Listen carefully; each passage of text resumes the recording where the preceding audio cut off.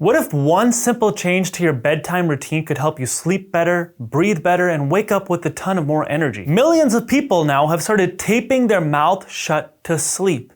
Now, what the heck is up with that, and is it even safe? If you're a skeptic of this, or if you're thinking about doing it, make sure you stick around for the full video, because I was a skeptic too, and then I started learning more about it, and I started learning some real health benefits behind it. So I want to share that with you guys. So what exactly is mouth taping?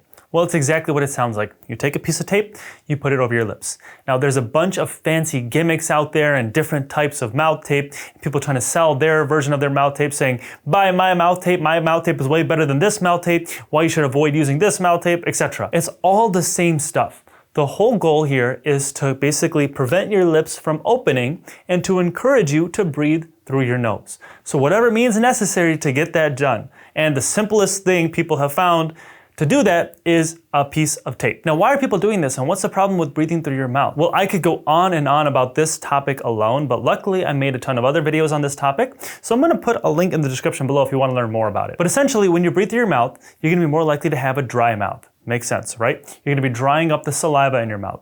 Now, your saliva is really important to keep your mouth clean. So you're gonna be at a much higher risk of getting cavities and gum disease. You're gonna have a much more smelly breath, but also it goes beyond that. It really affects your sleep. When you're a mouth breather, you're more likely to start snoring. You're more likely to have trouble breathing in the first place. You're more likely to have sleep apnea, and you're more likely to have developmental problems as you get older. Now, ideally, when we're resting, our mouth should be closed, but also our tongue should be touching the roof of our mouth. Not just the tip of our tongue, but also the middle and back part of our tongue. Now, if we do this from a really early age, what happens is it kind of forces our palate, or the roof of our mouth, to grow wider and forward. And it grows in this U shape in the shape of our tongue. This will allow all of our teeth to come in the right place. We're gonna be less likely to have crooked teeth. But also it develops our airway, or our breathing tubes, because now our jaws are stimulated to start growing forward.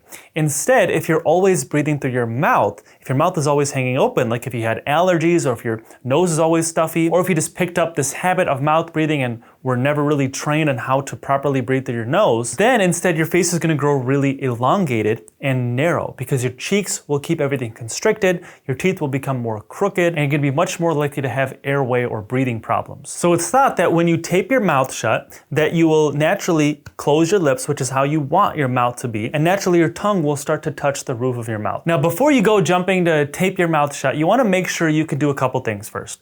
First off, you wanna make sure you can breathe through your nose. If you cannot do that, or if you feel like you're gonna drown or you're suffocating when you tape your mouth shut, do not do it yet. The first thing you're gonna wanna do is clean your nose. So blow your nose, and then you might wanna use like a saline rinse in your nose. This is where some people put this saline rinse in one nostril and kind of clean out all the gunk as it falls out, and then they put the same thing in the other nostril to kind of clean the other side of their sinus out. You wanna make sure you clear everything out to make sure you can actually breathe through your nose before you stop breathing through your mouth. After this, you can also use a nasal decongestant spray. So literally spraying this in each nostril to kind of open everything up. And this is only really if you need it. If you don't have any problem breathing through your nose, then you don't have to do any of this stuff. And some people might also have allergies, so you might also want to take an allergy medicine. And if you're doing all that, I want you to take it one step further and add in a nose unblocking exercise.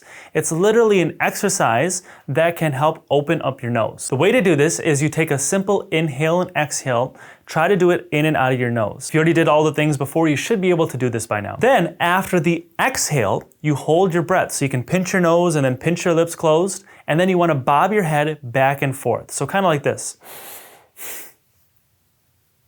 And then you keep doing that until you have this medium to strong urge to breathe. You don't want to push it until you're dying to take the next breath, but you want to go like 60 to 70% of that. And then you want to relax and recover. And when you recover, try to only breathe in and out of your nose. A good way to gauge if you held your breath long enough is you should be able to recover to normal breathing in 1 to 2 breaths. If you're gasping and you have to take more than 2 breaths to recover, you held your breath too long.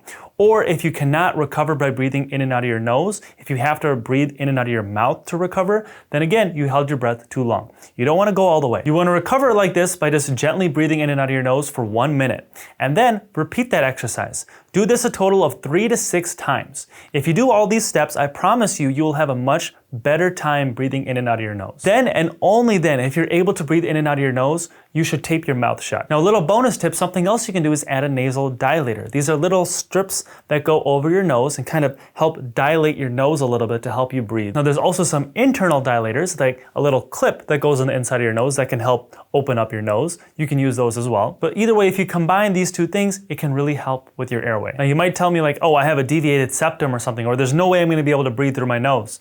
Try it. Most people that have a deviated septum are still able to comfortably breathe through their nose when they follow these steps.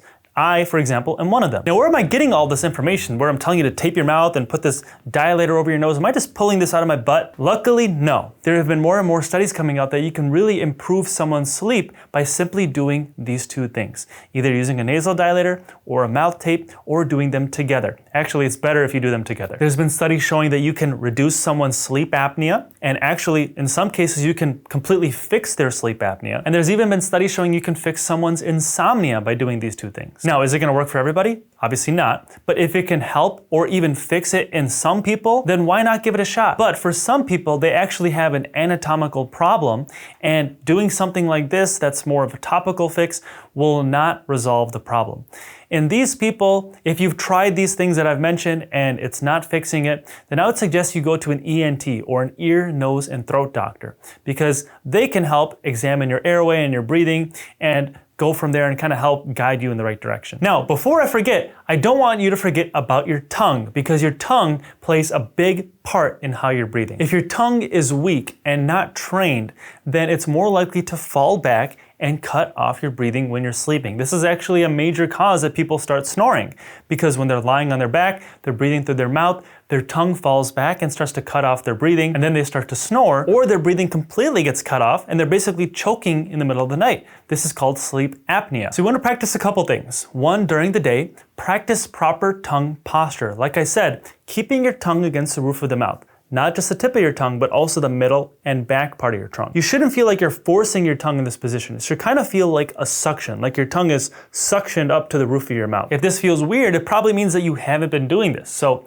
keep trying it. You can also try a different tongue exercise, what I like to call the tongue snaps. This is a good way to engage not only your tongue muscles and strengthen them, but also strengthen your neck muscles to help your head posture as well. So the way to do this is you put your tongue in that proper tongue posture, and then you make a really wide smile. When you smile like this, you're also engaging your neck muscles. And then you want to drop your jaw, open your mouth until you get to the point where your tongue falls off. When your tongue falls off the roof of your mouth, this will make a snapping sound.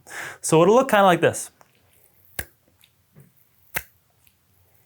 Try to do this every day, like 20 to 25 times, just do like 1 to 2 sets. If you do this, you'll notice that you not only will strengthen your tongue muscles, but you can even help give yourself a natural neck lift where you start to pull your head back because you start to strengthen those neck muscles. Now back to the main point of this video, mouth taping. Is it safe? Well, I think if you follow the steps that I outlined in this video, then yes, it is safe. But another tip I have is if you're first doing it, place the tape in a way where you can still breathe through your mouth if you have to. So for example, if you did not have a beard or a mustache like me, what you can literally do is take a piece of tape and place it vertically over your lips. Don't place it horizontally, just place it vertically. And that way you resist your lips from opening, and it kind of encourages you to breathe through your nose. But if you have to breathe through your mouth, you still can through the sides of your lips there. Now you might ask what type of tape you should use. Well, like I said, there's a ton of different types of mouth tape out there. What I like to use is a medical grade safe tape. So I use something called 3M micropore paper tape.